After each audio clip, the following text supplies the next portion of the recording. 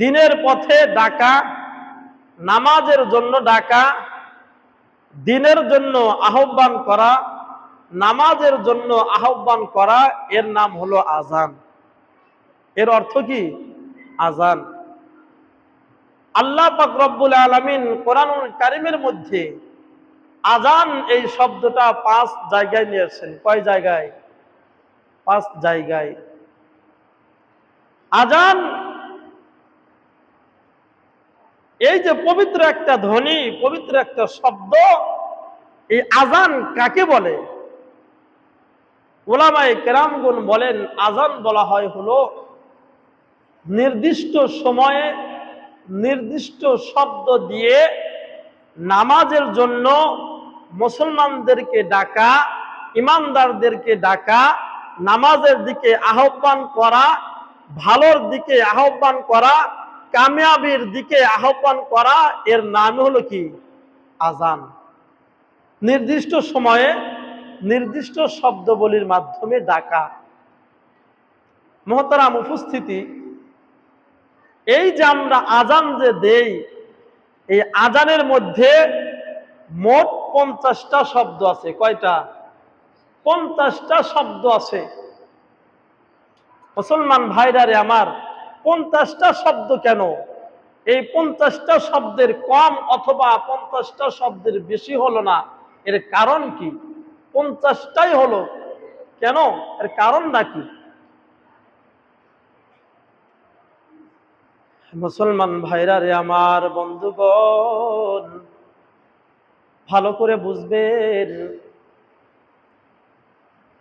মুসলমান ভাইরারে আমার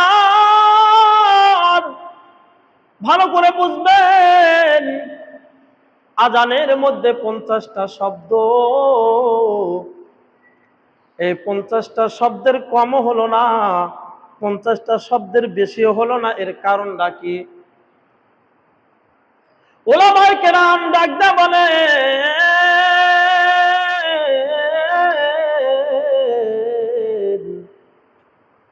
আল্লাহ পাক রব্বুল আলামিন যখন নামাজ ফরজ করেছিলেন, তখন 50 ওয়াক্ত নামাজ ফরজ করেছিলেন। এই 50 ওয়াক্ত নামাজ ফরজ করার কারণে আজানের মধ্যেও 50টা শব্দ হয়েছে। বলেন সুবহানাল্লাহ। কয় ওয়াক্ত নামাজ ফরজ হয়েছিল বলেন? 50 ওয়াক্ত। কিন্তু অবশেষে আল্লাহ রাসূল সাল্লাল্লাহু আলাইহি সাল্লাম আল্লাহ পাক রব্বুল আলামিনের কাছে গিয়ে গিয়ে 5 ওয়াক্তে নিয়ে আসছেন। কয় ওয়াক্তে?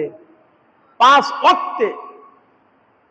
মুসলমান ভাইরা আমার ভালো করে বুঝবেন, আজানের মধ্যে আরবি 29টা হরফ আছে। আরবি 29, আরবি হরফ কয়টি? আরবি 29টি হরফ আছে।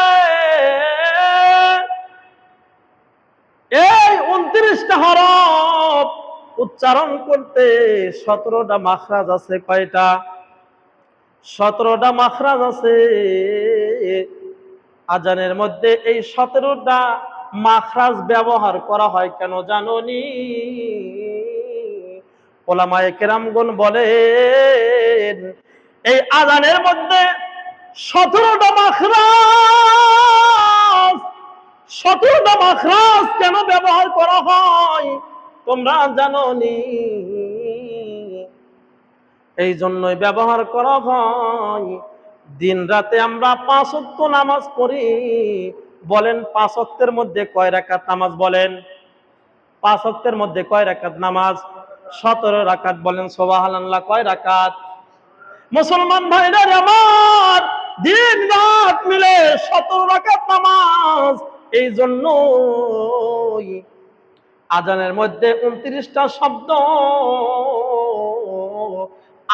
17টা মাখরাজ দিয়ে উচ্চারণ করা হয়। বলেন সুবহানাল্লাহ। 17 রাকাত নামাজ, ফজরে 2 রাকাত, জোহরে 4 রাকাত 6 রাকাত, আসরে 4 রাকাত 10 রাকাত, মাগরিবে 3 রাকাত 13 রাকাত, আর ইশারে হলো 4 রাকাত। এই মোট 13 রাকাত। বলেন সুবহানাল্লাহ। কয় রাকাত? দিন রাতে মোট কয় রাকাত? 30 সেকেন্ডের প্রশ্ন করলো আপনাকে, মনে করেন যে দিন রাত মিলে তোমরা বলো, ও মুসলমানের সন্তান তোমরা বলো দিন রাতে মোট কয় রাকাত? 30 সেকেন্ড সময় দিছে। কয় সেকেন্ড? কয় রাকাত বলবেন? 17 রাকাত। কয় রাকাত?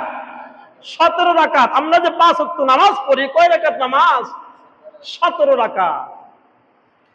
মুসলমান ভাইরা আমার, এই যে আমরা আযান দেই, আল্লাহু আকবার আল্লাহু আকবার, এই যে আযান দেই, এই আযানের মধ্যে আল্লাহু আকবার আল্লাহ এই শব্দের শুরুতে আলিফ আছে, মাঝখানে হরফ লাম, আর শেষের হরফটা হলো হা।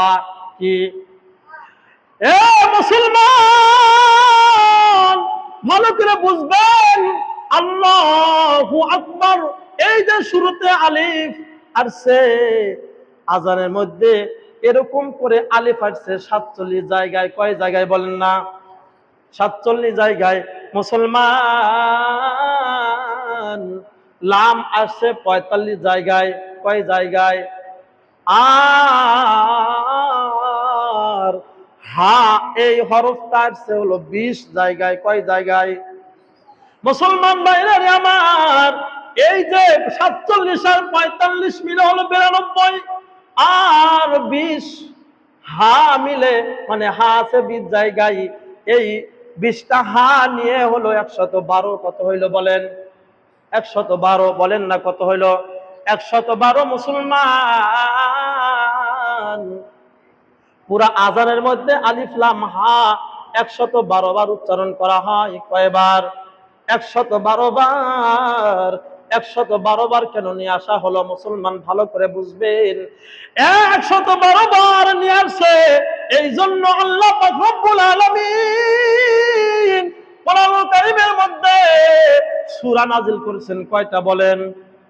114টা। কয়টা সূরা নাযিল করেছেন? 114টা সূরা নাযিল করেছেন।